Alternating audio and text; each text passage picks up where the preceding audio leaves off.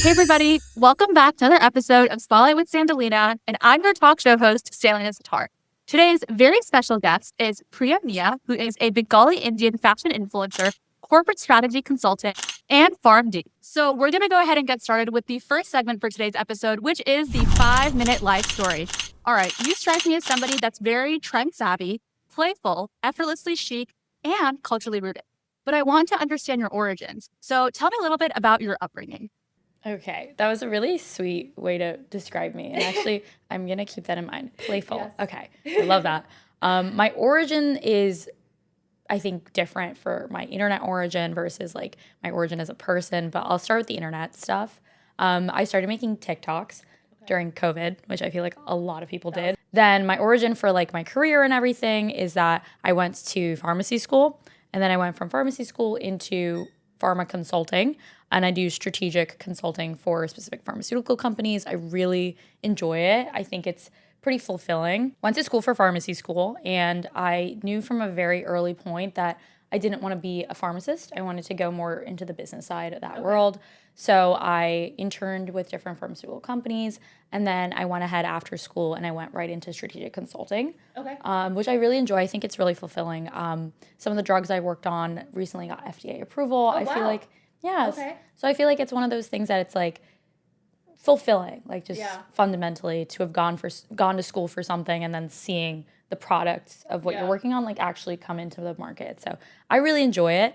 And obviously I balance like being a creator with that simultaneously. And I get asked a lot, hey, like, why do you do both? Why don't you just full send into one or the other?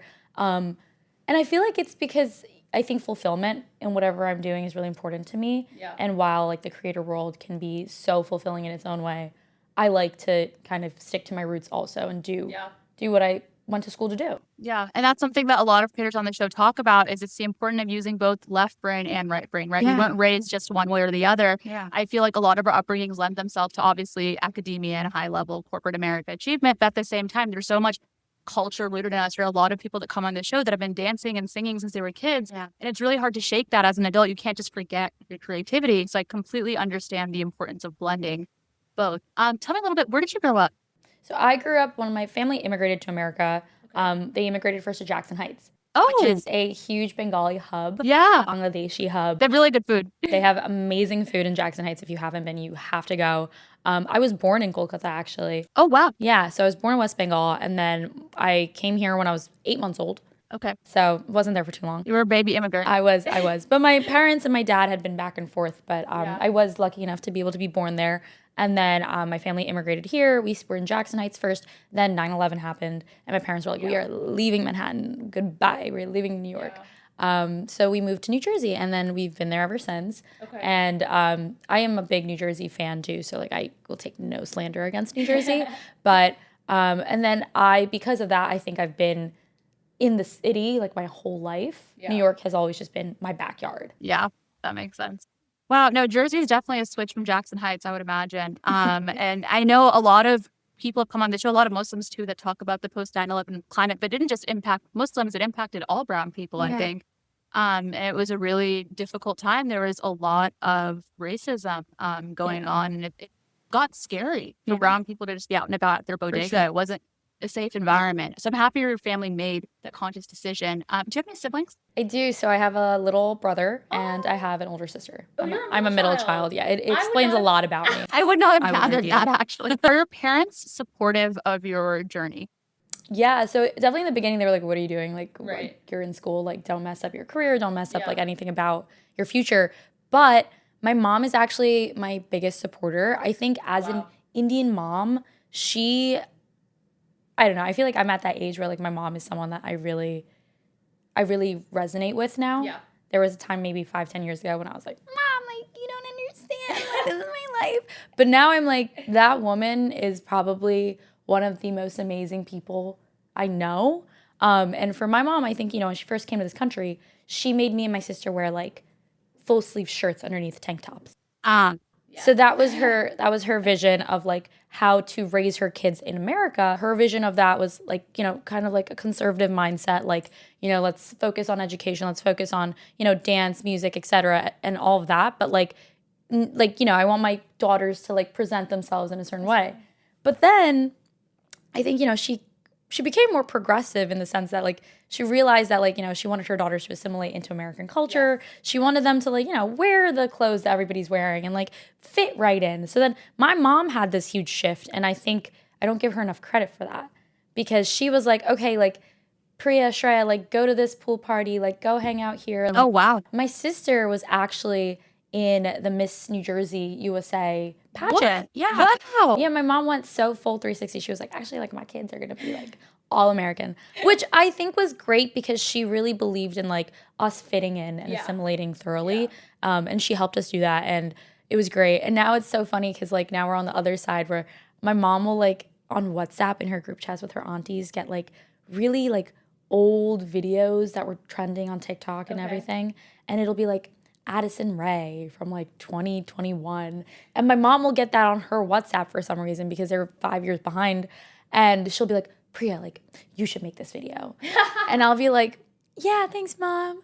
But it's like that level of support and that full mindset shift that she has is very evident to me. And I really appreciate it.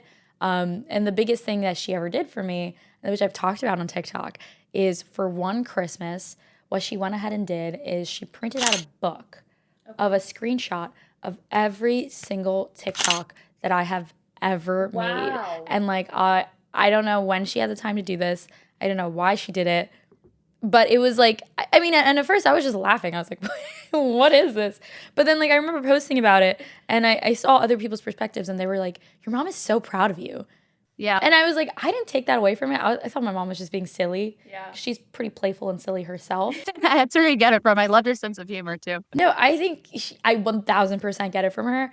But she really seemed to be like, this is a tangible piece of something to make you remember all of the work you've ever done in this like intangible, like conceptual digital world. Yeah. So to answer your question, my mom is definitely 1000% my biggest fan. My dad's like, I don't really get it, but like, it's cool that you get free things, I guess. And I'm like, okay, Dad. No, that's actually really amazing. Yeah. I think that's really beautiful. And I agree with the people in the comments that she's really just proud of you. And I'm so happy that you're able to come together as a family and support each other on these avenues, because if that's not always the case, there have been some creators that you guys have seen that have sat down in the same chair that don't have that same story. And it makes the world of a difference to have that parental support versus be constantly at war with them. So thank you for sharing. We're going to go ahead and move on to the next segment for today's episode, which is the hot seat segment. So we're going to do some quick rapid fire questions and just say the first thing that comes to your mind, okay? Completely unfiltered, and we're going to go through these quick. Okay. What is your immigrant mom's advice on being a woman in the public eye? Don't do too much. Be conscious of how people perceive you, in the sense that the negativity will always be there. So just keep that in mind and take everything with a grain of salt. And she's also always just like, don't trust people. That is probably fair. What's the best advice you've received in this space? More so than advice, I feel like we commiserate a lot as creators, where we're like, oh, like I put my heart and soul into something and it didn't perform well. Or like I am getting lowballed by brands even though I'm like, really offering something of great value, or like XYZ. So I feel like more so than advice, there's this really good sense of community in the creator space, especially the South Asian creator space in New York. I feel like a lot of us resonate with each other, talk to each other, and communicate. I've never felt like there was a competition. I've always felt like we're all just in it together, and that there's like space for everybody. So like if you're having a issue, or if you're having a situation where someone's being unfair to you, like let's talk about it. And like let's be open and honest about it. Finish this sentence. Being a brown girl on social media is like you're a tray of biryani at a wedding. Everybody wants to eat some biryani for sure, but there's also like really creepy men that probably eat the biryani. I don't know how else to say it. And brown girls on the internet specifically, I think it's because we tap into something that like elicits something in some people. Like maybe it's because they consider us exotic. I don't know what it is. And I'm just speaking from my experience and my story, where like it could be the most mundane, non-stimulating piece of content where you're like wearing very normal clothes, and somehow, somewhere, the men will find you. Tell me about a pinch me moment in your career so far. There was once a time where I was like, oh, like I don't belong here. Like, what am I doing? But now I've like come around to that, and I'm like, you know what? I belong here, and you know what? I'm gonna stay here longer. Like, tell me about your dream collab. There are so many Indian and South Asian brands that are doing remarkable things. So like Gaurav Gupta, Oh, we love Gaurav Gupta. Yeah. just truly like mind-bending, like beautiful, completely different from anything we've seen from American couture and older Indian couture. So that would definitely be something I would want to be a part of. Obviously, there's so many like American brands that I would love to work with. Vivienne Westwood, I'm obsessed with Vivienne Westwood. But those are probably like my dream collabs. Like those are things that I don't know even what paths or directions to go in to achieve them, but that would be it. I'm manifesting a red carpet event for you where you get dressed by Gaurav Gupta. I think that would be the dream. I appreciate that. What's one beauty or fashion rule that you think is total BS? I actually think a lot of beauty and fashion rules are total BS. A lot of fashion is kind of told down to us. It's like the Vogues and the Cosmos will have a board of editors and a board of women and men, often white, who are letting you know what is right and what is wrong. And I think that that's normal, and that's like the path that like American fashion and fashion across the world has taken for so long. But it is so important to also like exhibit a lot of critical thinking for your own personal style. And I think this is the path that I started to take in the past 2 years, where I was like, okay, I'm a fashion creator, but what does that even mean? Like, what is my personal style? What do I want to stand for? And for me, it was like being super critical about trends that are coming into, the world right now, and being like, hey, like, okay, I get that we're super into polka dots, but why? What does that mean? What does that resurgence of this mean to us as a community, and what are we reflecting? I think a lot of like conservative style is back. Yes, I love that trend. I do, and I like it too, and I think it's been really freeing for me in so many ways to feel like not like I have to like fit into a certain body type or look a certain way to dress and feel stylish. So it's been so freeing in that way. But then there's this other side of it where it's like, okay, this style is coming back. What does that represent in some ways? Like what is it tied to? What political shifts is it tied to? That's a good point. So kind of thinking into that a little bit more, and just like, and obviously like liking what you like and thinking critically about everything, and not just accepting things because it's told to you is the biggest thing I could say. Yeah, I really, really like that, because I think there's a lot of importance in just not being sort of a sheep on the internet that's like, oh, this influencer wore this, now I have to wear it. Yeah, there should be an element of, okay, what do I actually personally like? What actually resonates with me?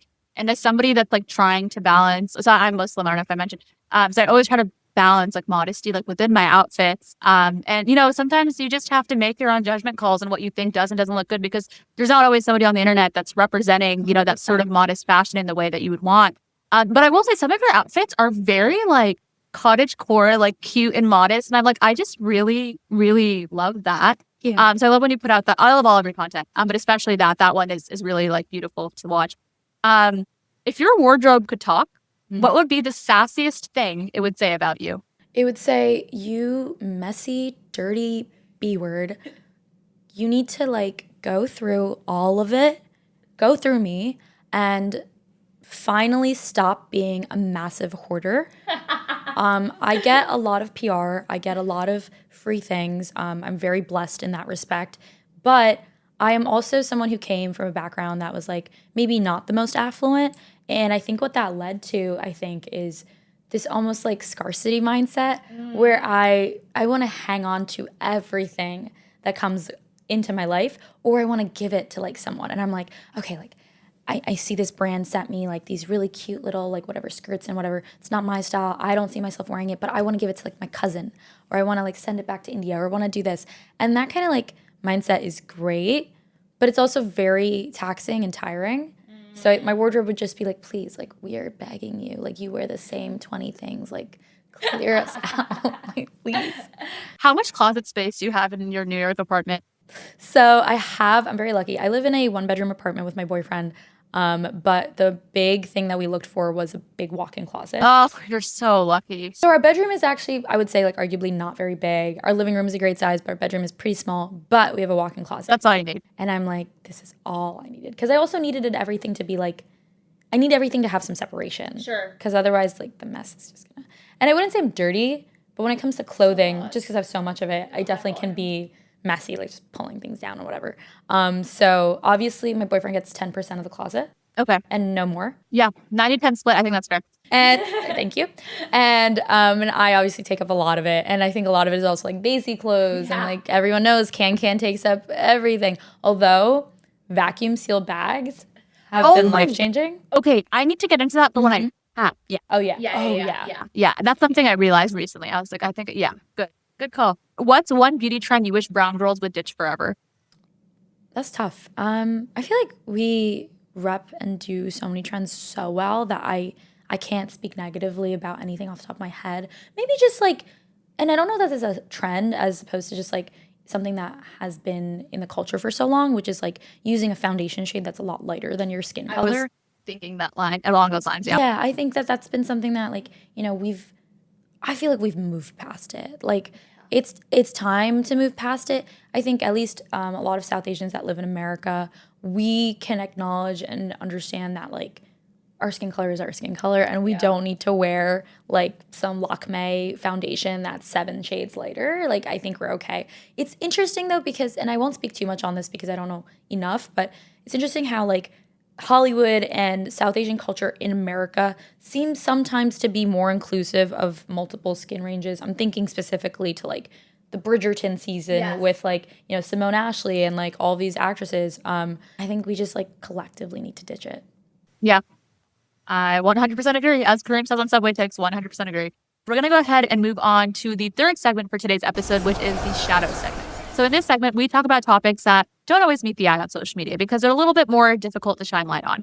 So one thing that I talk to a lot of creators about on this show, a lot of these creators on social media, is that, you get a highlight reel that you're sort of showing to the world, which can be good in certain ways, but also it doesn't lend itself to true picture of what's always happening behind the scenes. What's your relationship with mental health been like as somebody on the internet?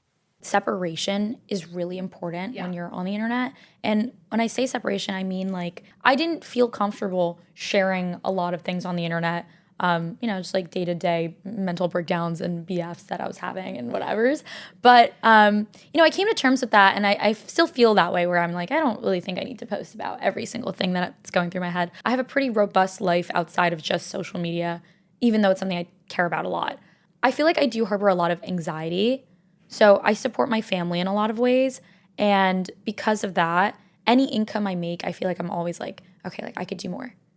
And I feel like that's the spiral I go down a lot. The separation, right, sort of between your personal life and what you choose to share on social media. I think that's something that's very beautiful. As somebody that's actually posted TikToks about me crying, just about like random things, because I feel like some things resonate with people.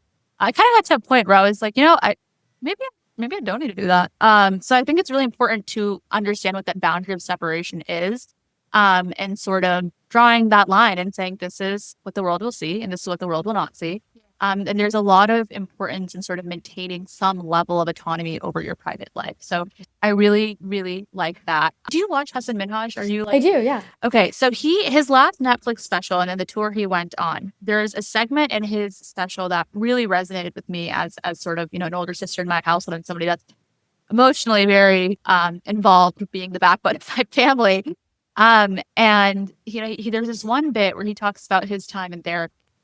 He basically said, his therapist sat him down and was like, Hassan, you're constantly trying to plug every hole in your life for everybody around you, but you can't keep doing that. You can't take the weight of the world on your shoulders because you're just one person. Yeah. So I think that, that's something that a lot of brown kids feel in our immigrant households because we see the sacrifice that our parents made to get here.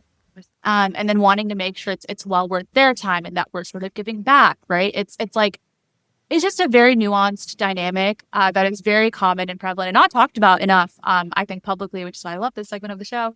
But yeah, so if anybody's listening to this and it resonates, just know you're not the only one. And it's really a communal, generational thing.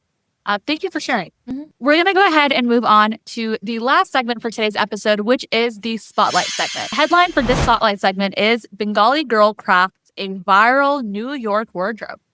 So it's such an honor again to have you on. Everybody, the internet loves your wardrobes. The internet loves your outfits and your analyses on trends and stuff like that. Tell me about what initially inspired you to go down this path. Was there any creator that you followed when you were younger or somebody you looked up to in fashion or media? Or tell me about that. I think I realized very quickly 2 things. first I stopped feeling like an imposter in the space. Obviously, I'm not an editor of Vogue. Obviously, I'm not someone who is tapped into every single network of fashion. I am just a girl who lives in New York and works in corporate, but loves fashion and spends maybe too much time diving into trends and statistics about fashion. But I realized that I am allowed to speak on it and that my opinions mattered to me and that they mattered to people who resonated with what I was wearing. And then first getting over that hurdle was step one. And then from there, I kind of, wanted to encourage people to take the same steps from their own perspectives of not just accepting, like I was saying, what other people are telling them is fashionable or what's fun or what's good or what's trending, but to have their own thought processes. And then my way of doing that was sharing a lot of my unpopular opinions. So I have this whole series where I talk about clothes I don't like and trying to style them anyway. And people really like that series. I think I keep it very playful, and I am playful about it because I know that this is not the most important thing in the world. There are a lot of crazy things going on at any given moment, but the joy and the beauty of being a fashion creator or a beauty creator or a lifestyle creator is that you're able to unplug from that and then talk about the mundane, talk about my outfit, talk about my jewelry, my beauty, whatever, my skincare routine, and talk about that because that's what we're dealing with every single day. Yeah. The craziness of the world is never going to go away, but every morning when I wake up, I'm never going to have to stop picking out what I'm going to wear. Yeah. So that is something a lot of people resonate with, and I'm never going to have to stop making choices and opinions about what I should buy at the store or what outfit would work better. So I feel like tapping into that really resonates with a lot of people. Yeah, I really like that. I also really like that you touched upon one piece specifically that a lot of creators kind of feel in the back of their minds is, this isn't saving lives. It's not the most important thing in the world. Right. Absolutely. That goes without saying. But you're still allowed to, enjoy and indulge in these day-to-day things that people think about and guide them in that thought process and creative thinking. I think that just not every single thing that everybody's doing has to constantly be, a good Samaritan giving back to the world. And there's also other things that you're doing that I would argue are also good for the world through your content, right? You're kind of encouraging people to think independently, which I think is something that is important beyond just the fashion beauty realm. I think that's something that should be a principle in life. Mm-hmm. So I really like that you're doing that. Next question, speaking of, you talked about a little bit about, you kind of have hot takes on certain fashion items and try to restyle them. You've also been very vocal about the underrepresentation of Bengalis and South Asian women in fashion media. Yeah. So tell us about this. So I definitely think that fashion specifically has so much that it owes to the South Asian community, the Bangladeshi community especially, when it comes to textiles, when it comes to inspiration. And a lot of Western fashion pulls directly from these sources, but then obviously doesn't give that recognition or tie back that, association in any way that benefits those original creators and artisans and everything. So I think that if anything, I actually want to highlight that more in my content. I talk about it definitely, but it's something that's always in the back of my mind when I'm, out with my friends and we're we're out shopping and then I'm looking at, apparel tags. And something I love to do whenever I'm buying anything is I like to look at the fabrics and the percentages of what fabrics are in whatever I'm buying. And that's really important. Obviously, you need to know what to look for. But there's so many times where I'm seeing this was made in Bangladesh. This was made in Sri Lanka. This was made in this other South Asian country. And it's you keep that in the back of your mind that are these garment workers making what they deserve? 99 times no. And that's something that always weighs on me. I think about it a lot. And representation from a higher level is the only thing I think that could, make that domino effect of okay, now we have someone who's representing these people at a much higher level in an industry that's definitely taking advantage of them. Yeah. So that person can be the spokesperson of let's change this. Let's completely rework it and pay people what they're due. Yeah, no, that's so important. This is something that I actually wrote a paper on back in middle school because I was very passionate about this subject. The manufactured in, Bangladesh and Pakistan and India. It hurts to see because I know that there are kids that look and at that age, there are kids that are that age in their mid-teens and working in really bad, dangerous conditions. And it's really disillusioning to be wearing the outfit. I mean, there's no other alternative. Everything's made in China or one of these, South Asian countries or something. But yeah, I really like the concept of this, like initiating and catalyzing this domino effect to try to change that. So I love that. Do you feel pressure to present yourself a certain way online? Like, are there any parts of yourself that you've had to tone down to be more marketable? Oh, 100%. I think like more so than marketable, it's like in so many ways when you're a creator, your boss is like the internet. Yeah. Your boss is your audience. And it's like, okay, I want to make a video, for example, about books that I like. I want to make a video about wanting to go back to school for literature. Just imagine that this is a series I make. I can totally imagine no one giving a flying about that. And the reason is because, it's completely different from anything I've posted up until this point. So my audience, it has a certain expectation of me. They're like, Priya's the girl who's going to post about outfits and do this whatever video, edit it in a fun way, and talk to me about XYZ. This is the girl who's going to talk to me about fashion trends. They are not expecting a pivot. And because of that, whether I like it or not, I kind of fit into that mold when I'm creating content. And it's like also beneficial for me, obviously, to stay in my niche because then my content will perform better. So it's like a double-edged sword for sure. You'll perform better if you're staying in your niche. You're able to explore your own niche deeper. I'm constantly challenged to come up with new and exciting ideas that aren't just things that are trending, but things that are genuinely authentic to me and in my niche.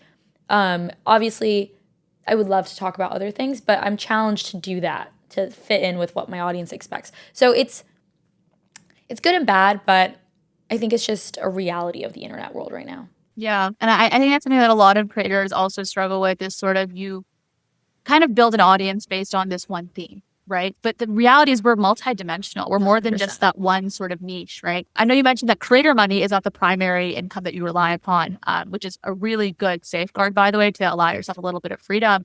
But it's still a risk. There's a brand risk embedded in a pivot. And I think it's really an interesting dilemma. And people navigate it all different ways, So I'm interested to see how your content evolves over time. It sounds like an exciting crossroads. How do you balance your professional and creative identities? I keep them very separate. And I feel like, if anything, my voices from each side of myself kind of trickle into the other sides. When I'm in my strategic consulting meetings and, we're talking about branding and marketing for a certain drug, I definitely see my, more creative brain activating and it trickles into those conversations. And I think that value has become 360 for me, where it comes in everywhere. And then vice versa, where when I'm thinking about how to brainstorm a next idea, how to talk about trends, how to look at this data about white tank tops in a way that like is interesting and like valuable and drives value for people watching my video, I feel like I have this much more logical, analytical brain than I once did before I started working. And now I'm almost 3 years into my corporate job. Whereas like, 2.5 years ago when I was still very new at it and I was still developing those skills, I was still just like, I want to make a video and it's going to do so well and I'm going to talk about my outfit. Whereas now I'm like, okay, but like, why should people care about my outfit? Like, what are they taking away from this? What are they learning? And what's the point? And then what is the final key impact statement? Like those things are like the way my brain works now, like in every single dimension. What's it like being a brown girl in a white industry? I feel like I don't want to call content creation a white industry. Okay. But definitely is. I've definitely been in a room or two or three or four where, I was invited by a brand. And I was definitely one of the few people of color there. And also one of the few people of a darker complexion there. And sometimes the darkest complexion there. So it's interesting. I think that the industry is changing. They definitely are moving with the times. So I would say up until maybe this point in this administration, there's a lot of drive towards diversity and like inclusion in this industry itself, which obviously directly benefits me. But something that I've always stood on and I will stay on saying is that I never want to just be a diversity checkmark. Like, I don't think that there's value in being the only brown face in the room. And I don't see that as a win. I actually find that to be kind of insulting. I think it's if I am one of a couple brown creators and then there's other creators from, other ethnic backgrounds, that's when I feel representation is surrounding me and that this is an actually intentional group of people that were like selected with intention as opposed to just like, we got to throw someone in there. Pick a minority. Like, I think it's definitely like something that marketing teams for companies and brands think about a lot. But no, I think it's obvious that this is a world that is run by a lot of people who are, powerful and white. But I also think the other side is really true where like the more South Asian people and the more minorities who are on the other side, working for the marketing teams, working for these companies. So, for example, me working in this kind of marketing capacity and growth capacity for my clients, like it's so fun to be able to be like, no, you need to get these demographics involved because that's how you are appealing to everybody.